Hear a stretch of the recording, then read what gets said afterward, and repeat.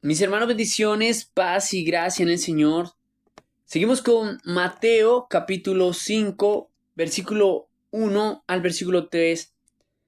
Bueno, hemos llegado a este capítulo 5, donde una gran multitud sigue a nuestro rey, pero vemos que el rey ahora extiende más su luz, pues el Señor más adelante nos va a enseñar que la luz no se puede esconder, que se debe poner sobre un candelero en una parte alta para que alumbre a todos los que están en casa, porque una ciudad que está sobre el monte no se puede esconder, ya que aún en las noches tal ciudad es visible por los candeleros de la casa. Y ahora el rey, quien es la luz, subirá a una parte alta, en un monte, donde allí predicará al pueblo, porque es así como se muestra su luz, para alumbrar a un pueblo que está en tinieblas. Este evento es conocido como el Sermón del Monte o el Sermón de la Montaña, donde el rey anunciará los estatutos del reino y quienes son parte de él, porque quienes son parte de un reino deben vivir conforme a las leyes del rey. Este sermón empieza desde el capítulo 1 y va a finalizar en el capítulo 7, versículo 28. Ese mensaje, esa enseñanza de nuestro Señor se divide en cuatro aspectos. Número 1, del versículo 1 al 12, veremos primeramente las marcas internas de un creyente, de un nacido de nuevo, de alguien que pertenece al reino. Número 2, del versículo 13 al 48, las marcas de una buena relación o el buen testimonio de un hijo del reino para con los de afuera. Número 3, del capítulo 6 hasta el capítulo 7, versículo 1 hasta el versículo 12, la relación íntima y personal de un hijo del reino para con su rey. Número 4, del capítulo 7, versículo 13 hasta el versículo 28, el rey finalizará su discurso y allí hará un llamado para que entren los hombres a su reino. De lo contrario serán condenados. Que él sabe que hay personas entre los hijos de su reino que no son de él. Que él sabe distinguir de un árbol bueno de uno malo. Del que verdaderamente le conoce y del que no le conoce. Del que hace su voluntad y del que no la hace. Del que está en la roca y del que está en la arena.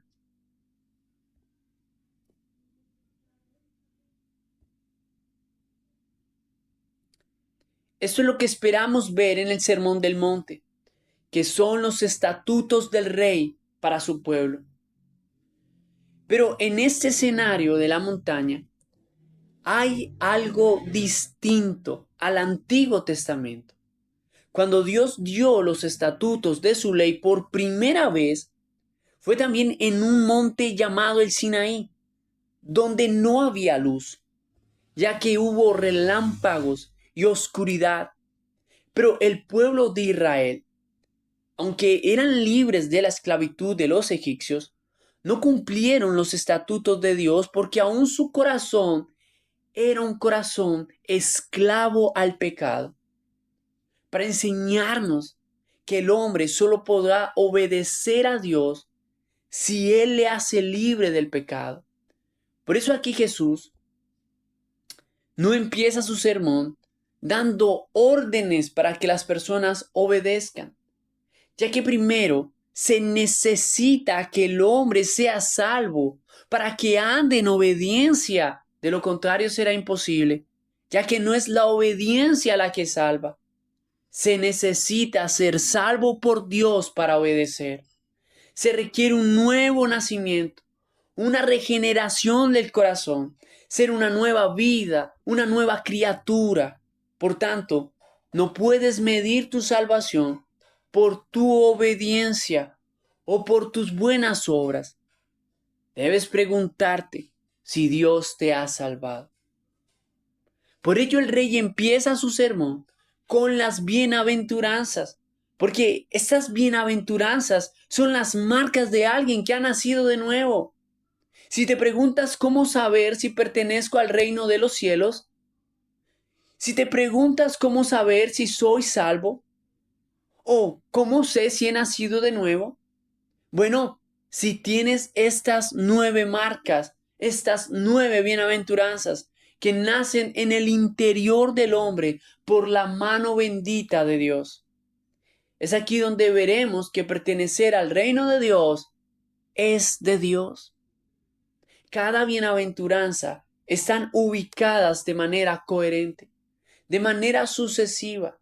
Cada una es un eslabón seguido del otro, que va armando una cadena, ya que de una nace la otra.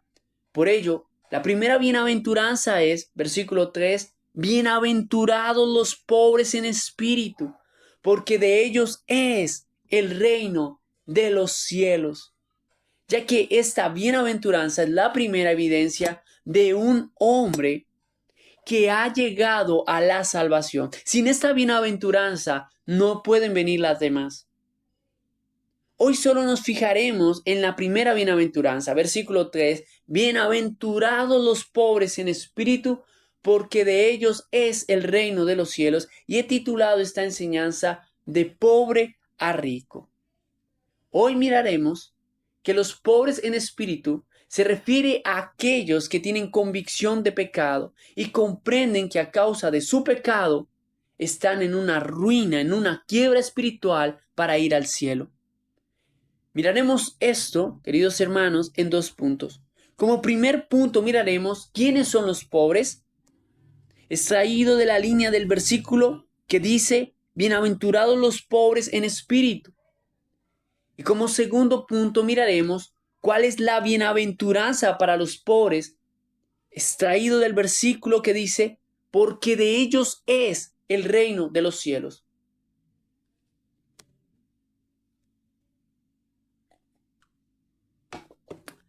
Siendo así, mis hermanos, miraremos quiénes son los pobres. El Señor empieza su sermón diciendo, bienaventurados. Esto es feliz, dichoso. Pero, ¿quiénes son los dichosos aquí? Tal vez algunos en la audiencia dirían, bueno, los ricos, los que tienen plata. Esos sí son felices porque no tienen necesidad de nada. Pero no, esos no son los dichosos. No son los felices, no son los bienaventurados.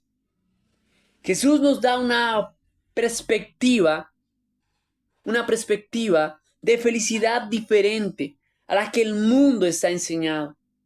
Al decir bienaventurados los pobres, mis hermanos, vaya sorpresa que nos da el Señor. Y es que la felicidad aquí es para aquellos que menos se espera.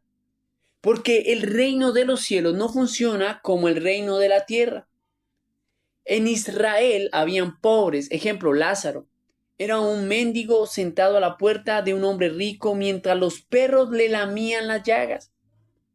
Los leprosos por lo general eran pobres debido a su enfermedad. Les era complicado tener trabajo, porque les era prohibido a ellos estar en medio de una comunidad. Bueno, estos eran ejemplos de personas pobres en Israel.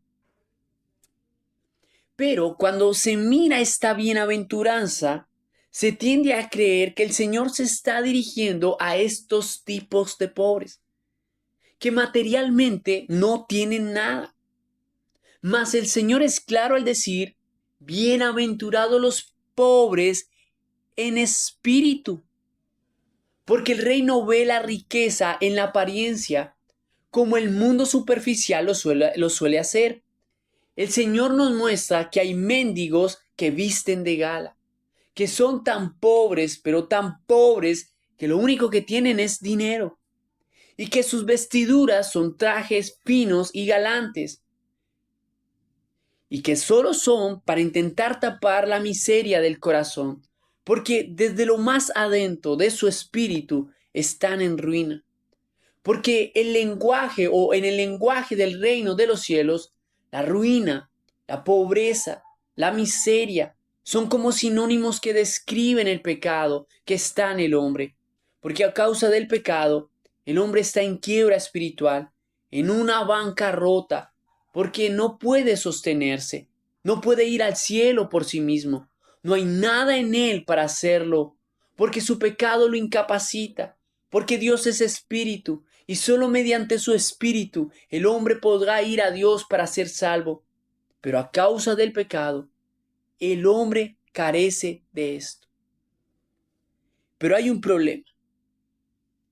Y es que a pesar de que todos los hombres son pecadores, dignos de condenación eterna, el hombre es incapaz de reconocer su pobreza espiritual, ya que esta pobreza le resulta ofensiva y aún así la palabra pobreza a nuestros días es algo ofensivo. De hecho, en ocasiones cuando alguien no tiene grandes metas o proyectos financieros o se conforma con lo que tiene, algunos llaman a esta persona pobre de espíritu o corto de espíritu.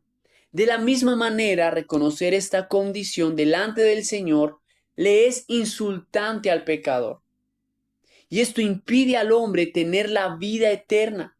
Por ello el Evangelio no se centra en mensajes de buena autoestima. De esos mensajes está lleno el hombre. La sociedad le ha alimentado el ego. Él se cree el mejor, que es bueno y por lo tanto le es difícil imaginarse que es malo. Solo díganle cómo pretende ir al cielo y la mayoría de los hombres va a decir que tiene medios para llegar allí y que esos medios son llamados buenas obras o portarse bien. Él cree que portándose bien y haciendo cosas buenas tendrá el cielo, porque le cuesta reconocer que es un pobre en espíritu. Es como aquel hijo que durante todo el año no colaboró en los quehaceres de la casa. Pero cuando el padre ha ido al colegio para saber si su hijo ganó el año, ahora el muchacho le dio preciso por organizar la casa, creyendo que así se librará del castigo del padre por haber perdido el año. Y cuando el padre llega, él no lo va a castigar por hacer el aseo. Una cosa es una cosa y otra cosa es otra cosa. Él lo va a castigar no por lo que acaba de hacer bien, sino por lo que acaba de hacer mal. Porque haga lo que haga, ya le toca repetir el año. Y eso ya no lo puede cambiar. El castigo de repetir el curso es inevitable. Así también son las cosas para con Dios. Dios no va a castigar al hombre por las buenas cosas que él ha considerado haber hecho. Dios va a castigar al hombre por lo malo que ha hecho. El portarse bien no solucionará las cosas en el cielo, porque Dios no pasará por alto todas las veces que te has portado mal. Pretender que un pecado se soluciona con una buena acción era algo típico de los fariseos, porque el ser humano tiende a creer que el que peca y reza empata, ya lo soluciona todo, pero eso, mis hermanos, no funciona ante Dios. La palabra de Dios es clara al decir que la paga por el pecado no se paga con buenas acciones, sino con la muerte. Pero alguien dirá, pero si Dios ve que uno se esfuerza en obedecer, Dios lo salva. Pero la palabra de Dios es clara al decir que no son tus esfuerzos el pago que darás a causa de tus pecados. Se requiere sangre porque la paga por el pecado es muerte. Si el hombre se aferra al mínimo esfuerzo humano, aún no tiene conciencia de ser un pobre en espíritu. Porque ser pobre en espíritu es reconocer que no hay nada en ti para ser salvo. El que quiere tener esta bienaventuranza debe desechar todo método e idea humana, porque estos son estorbos para ir al cielo. Pues el rey es claro al decir que la bienaventuranza es para los pobres en espíritu, porque la salvación es para aquel que está perdido. El médico para el enfermo, la limosna es para el mendigo. Ridículo sería ver a un hombre bien vestido con anillo de oro pidiendo limosna. El hombre podrá sacar pecho ante los hombres, pero ante la grandeza de Dios, el hombre comprende su miseria. Cuando el profeta Isaías vio la gloria de Dios, en la gloria de Dios este hombre vio su miseria. Su miseria quedó en evidencia que exclamó: ¡ay de mí que soy muerto! Isaías 6:5. Cuando Job estuvo ante la santidad de Dios, Job se aborreció a sí mismo. Job capítulo 42, versículos 5 al 6 dice: de oídas te había oído, mas ahora mis ojos te ven. Por tanto, me aborrezco y me arrepiento en polvo y ceniza. Pero esta marca de pobreza espiritual sucede cuando el Espíritu Santo entra en acción, generando una profunda convicción de pecado. Esto sucede cuando el Evangelio es predicado, que deja al pecador al descubierto, desnudo, expuesto ante la santidad de Dios, dejando al descubierto toda su maldad y su miseria. En Israel, cuando una persona tenía una deuda y no la podía pagar, de inmediato lo condenaban a ser esclavo. Y si no, a la prisión. Quien se ve pobre en espíritu sabe lo que le espera: una horrenda condenación de juicio. Este hombre se derrumba porque comprende que no hay nada en él para salvarse de dicha condenación. Pero este hombre es dichoso. Este miserable, este arruinado, Dios lo hará bienaventurado, lo hará dichoso, lo hará feliz, porque ha comprendido que es incapaz para salvarse por sí mismo. Porque la salvación es para aquellos que comprenden que no hay nada en sus manos para poder ir al cielo. Estos son los pobres en espíritu, los que verdaderamente entienden que necesitan de un Salvador, porque sus obras no les sirven como escalera para ir al cielo.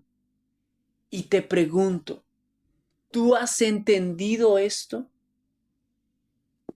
¿O aún crees que haciendo buenas obras te puedes salvar? Segundo punto, ¿cuál es la bienaventuranza para los pobres?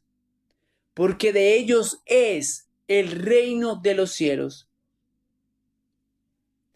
La felicidad para estos pobres no es una vivienda, no son vestidos, no es comida, no es bebida. Su felicidad es el reino de Dios, el reino de los cielos. El reino de los cielos es el refugio para los pobres de espíritu, donde la condenación, la muerte y el pecado no entran. Por esta razón, ellos estarán seguros, porque el reino de los cielos es su salvación.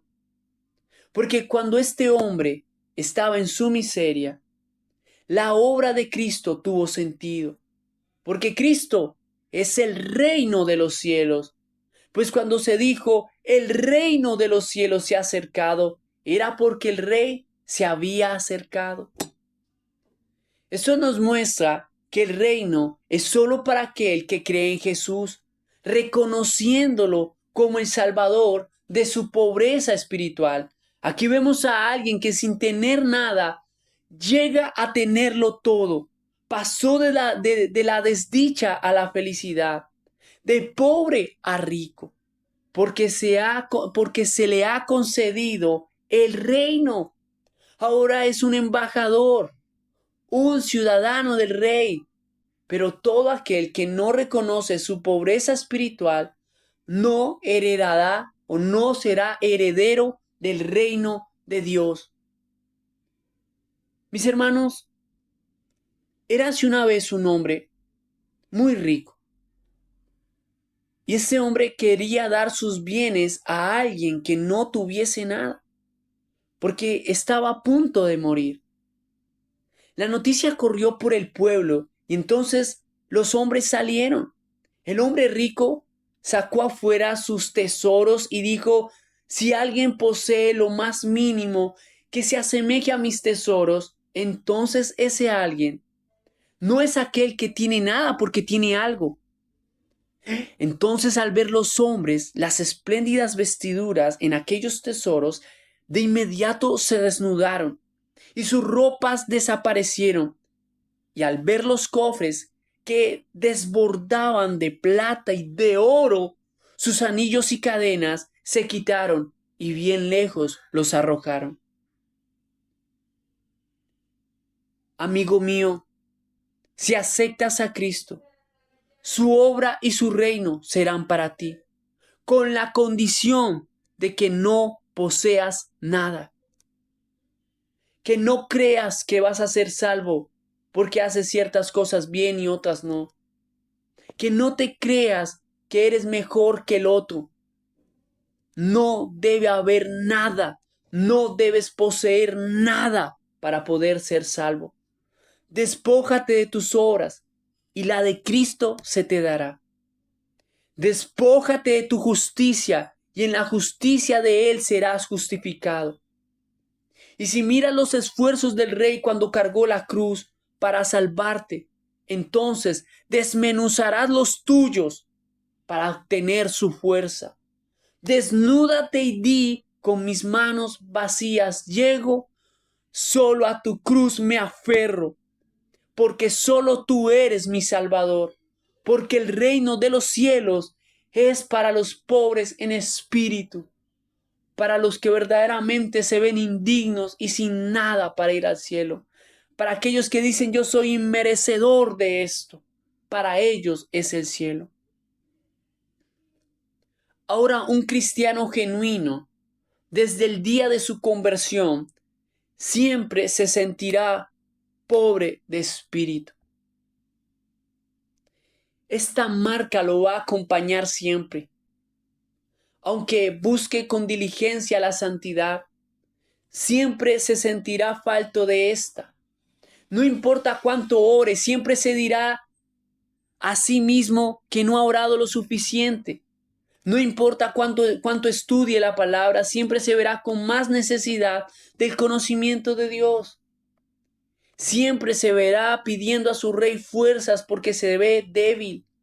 Siempre se verá pidiendo al Señor paz porque su corazón se atribula. Siempre vivirá con una gran necesidad de Dios, de la cual desea ser lleno a plenitud. Siempre él caminará ante Dios como un pobre de espíritu, deseando ser lleno de las alcenas de su gracia. Hay creyentes de los cuales el Señor les manda arrepentirse porque espiritualmente se consideran ricos. Creen que saben mucho y por eso no se reúnen a aprender de la palabra. Se creen ricos y fuertes que salen de sus casas corriendo hacia sus trabajos sin orar. Se creen ricos y fuertes que a veces no ven necesidad de ir a culto.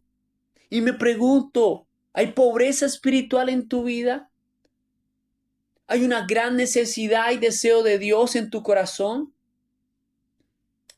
Y si no es así, arrepiéntete. Clama al Señor y dile que te renueve con el poder de su Espíritu, para que genere en ti un corazón necesitado de su gran amor.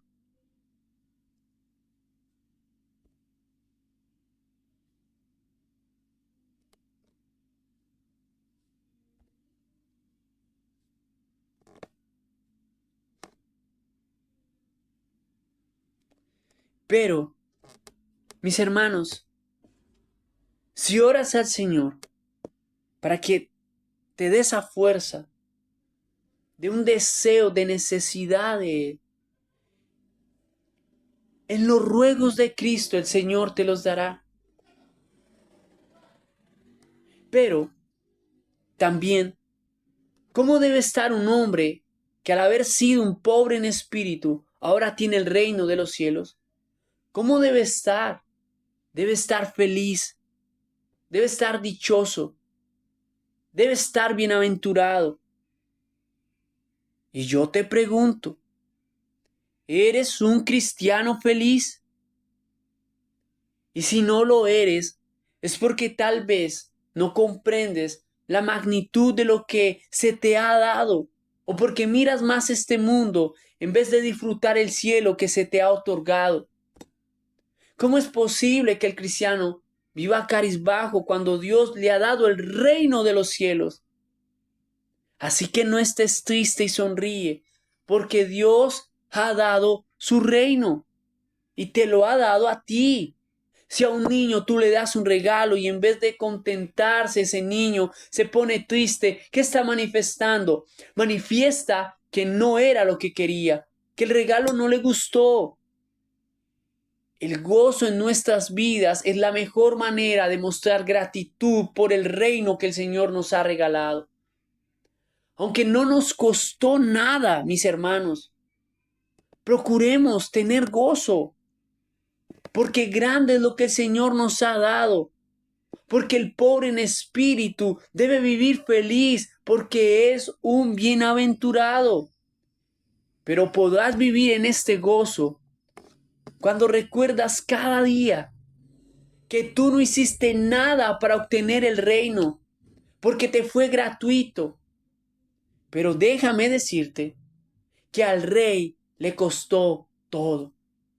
Segunda de Corintios capítulo 8 versículo 9 dice, porque ya conocéis la gracia de nuestro Señor Jesucristo, que por amor a vosotros se hizo pobre, siendo rico, para que vosotros con su pobreza fueseis enriquecidos.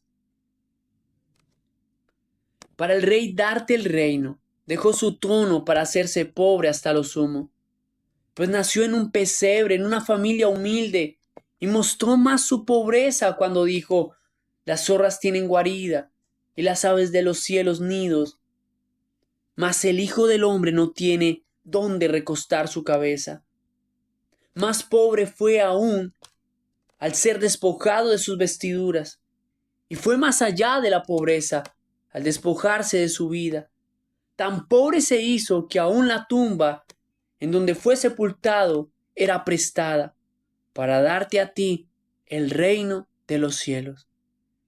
Y el rey quiere que estés feliz, porque mi rey es digno de que le muestres gratitud de gozo por lo que él ha hecho por ti.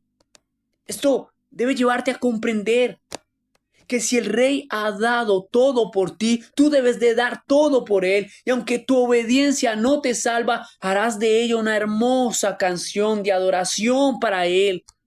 Leerás y escudriñarás su palabra, porque no desperdiciarás las riquezas de su gracia.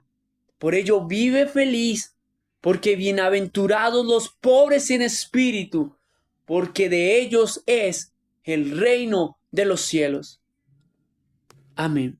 Mis hermanos, bendiciones, paz y gracia en el Señor.